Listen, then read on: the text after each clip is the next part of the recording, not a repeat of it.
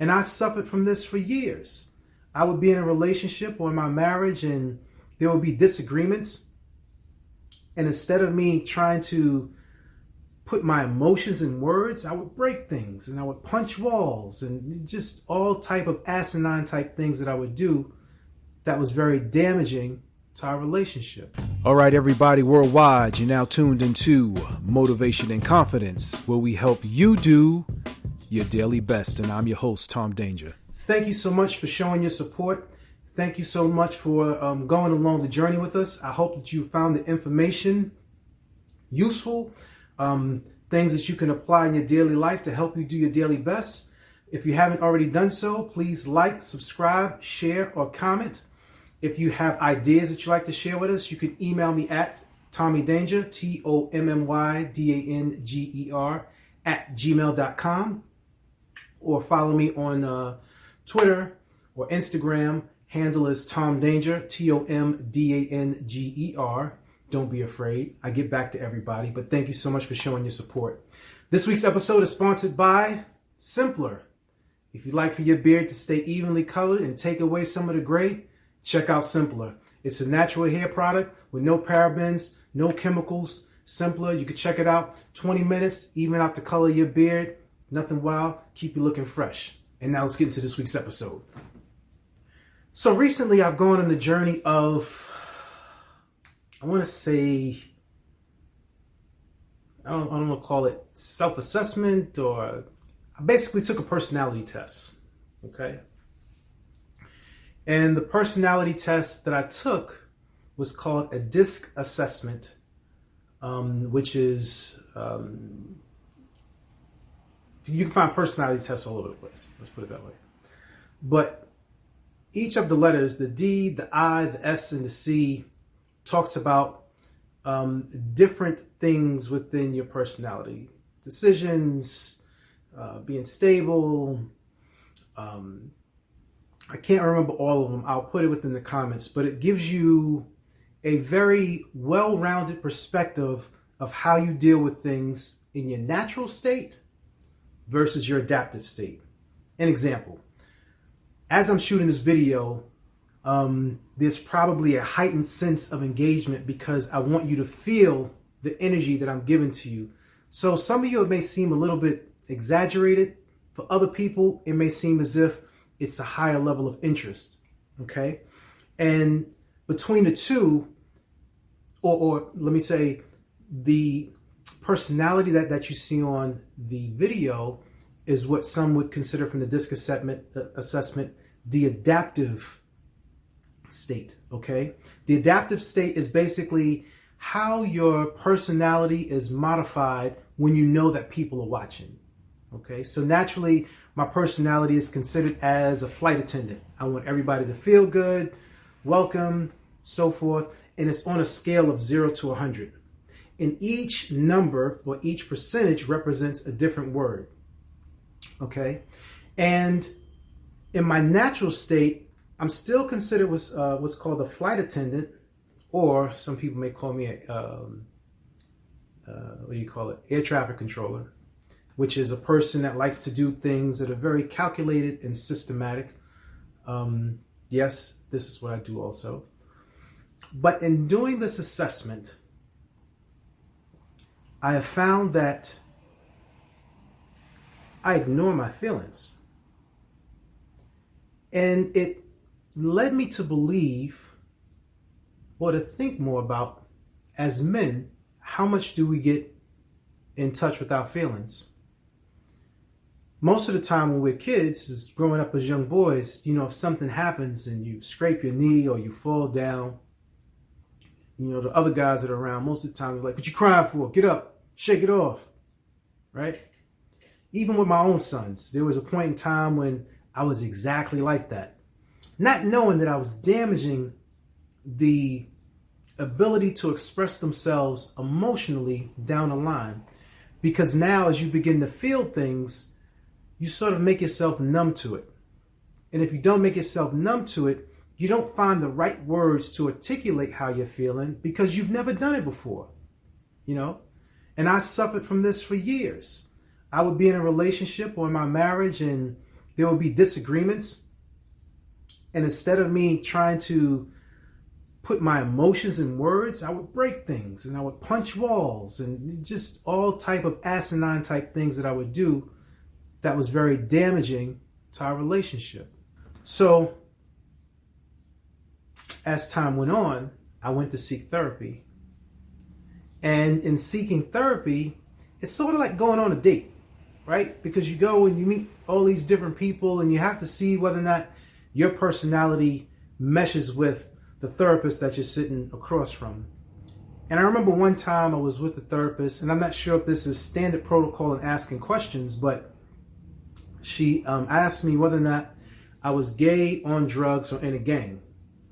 And I was highly offended when she asked me that, because honestly, I thought she was only asking me that because I was a black man. So I quickly terminated that session and I never went back to her again. Then, more recently, I decided to seek out therapy again because I found myself with these emotions that I couldn't express. In particular with my daughter. It's a whole nother ball game when you have college kids come back or your older children come back to live at home with you once they're adults. It's a whole different dynamic. And for a while, it was a challenge. And I found myself reacting instead of taking the time to understand the way that she was feeling, the way my wife was feeling, the way my son was feeling, younger son, younger daughter. And I would just become like this grumpy old man. And I said, wait a minute, this ain't the move. This is not how I want to be. I have to figure something out. So being online, I ran across one of those cool ads that says, hey, do you want to learn more about yourself? Do you want to know what your superpower is? Do you want to become the best you can be? I mean, it was the perfect sales pitch, right? Click here and you can find out for free. So I clicked on it and I took the assessment. And I've taken it 3 times already in the past year. And it changes. I went from a very, very high C, which is a person that wants to always have things perfect and very cautious and systematic, to shifting to a person that wants to make everyone feel good. And I found this to be more effective. The self-reflection, the self-assessment, the personality test, whatever you want to call it, to be more effective because it forces me to look at the things that I may not necessarily look at without having the objection of the therapist across from me. So it's almost like self-therapy, okay? To take it a step further, I gave the assessment to pretty much my wife and kids. 4 kids and my wife, we all took the assessment. And not to sound like a salesman here, but through that assessment, I was able to see the different personalities that we have so that I could become a better communicator when dealing with them. In addition, because I further understand myself, because once you look at the, let's call it questionnaire, right? Once you look at the questionnaire, and it only takes like 10 minutes. My kids, they were 12 when they took it. My oldest son is 26 and my wife took it. So it's not even something that's like super complicated. It's drag and drop. It's real quick. It's real easy. Okay. And when each of them took it, I was able to look at it and go, wow, your superpower or your dominant personality trait is this. And it's usually based upon something that you've gone through, something that's caused you to sort of lean more toward that particular behavior. So I could ask the question. And in asking the question, I could sort of get a feel for why they think the way that they think and feel the way that they feel. And you ever hear the saying, divine, all things in, well, everything is in divine time or everything is in divine order? It has been perfect during quarantine or lockdown or, whatever you want to call it during the pandemic, right? Because you can imagine you have all these personalities in one household and you're so used to just sort of passing by each other. And now you're actually engaged with each other for a long period of time. In the first week, it was mayhem. It was rough. I didn't know who was who, and I didn't realize you had that type of habit or you did certain things.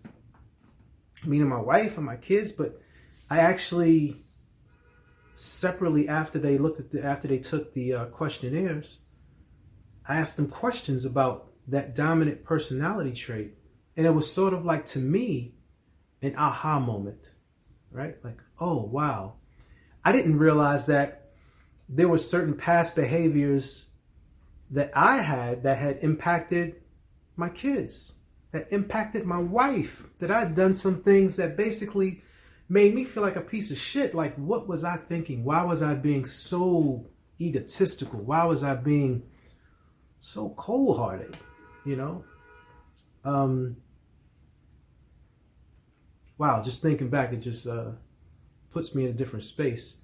But as I continually to go through the questionnaire, there's many layers to it, right? So when you start looking at each component, you may find out the one aha from your dominant, but then you have these other three that may be low or a little bit higher. And then you start to ask yourself the question of, well, why is it that I feel that way?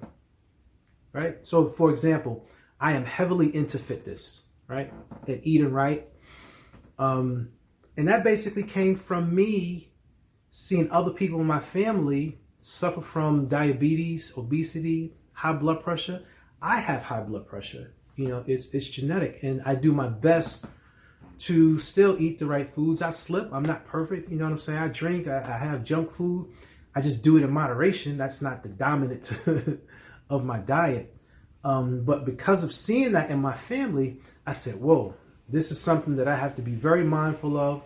If I can take control of it, let me do the best that I can do to make it better. So all this to say, don't ignore your emotions, okay?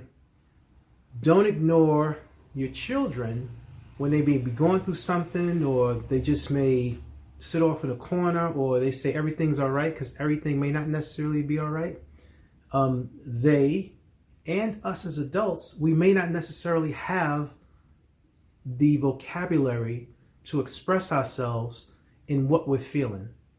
And what I found is, through doing this assessment and by surrounding myself with a group of people who have a better understanding of the assessment or questionnaire, I've been able to find out more things about myself. Now, if you want to take the questionnaire, I can provide you with the link free of charge. I'm not trying to sell you anything. And you can see, you know, where it falls. It's a 22-page. If you do the assessment, I can provide some guidance for about 20 or 30 minutes if you're interested. Anything beyond that, you know, is time. So it would have to be something that you're willing to commit to over a period of time. But I definitely recommend it, especially during this time when we may have that extra time, or when you feel as if you want somebody to talk to, or you want a sounding board, but you don't want to go to therapy. And I know, especially as African Americans, we have this idea that therapy is, you know, sort of like voodoo, like we don't want to be bothered with it, but it's not true. You know, every therapist, every situation is different. I've had some good therapists, I've had some bad therapists. It's just that this particular tool at this moment has helped me, and I just wanted to share it with you. If it helped me, hopefully it can help you. And if it helps you, it can help your loved ones, and just help all the people that you come in contact with. So don't ignore your emotions. If you don't want to take a personality test, focus on some meditations. Just focus on the light. Focus on the things that make you feel good. And next week, we'll be back with something even better. This is Motivation and Confidence, where we help you do your daily best. Thank you for tuning into Motivation and Confidence, where we help you do your daily best. Like, subscribe, or leave a comment. Check us out on various platforms: Spotify, iHeartRadio, Google Play, Overcast, Castbox, SoundCloud, YouTube, iTunes, TuneIn, or Alexa Media.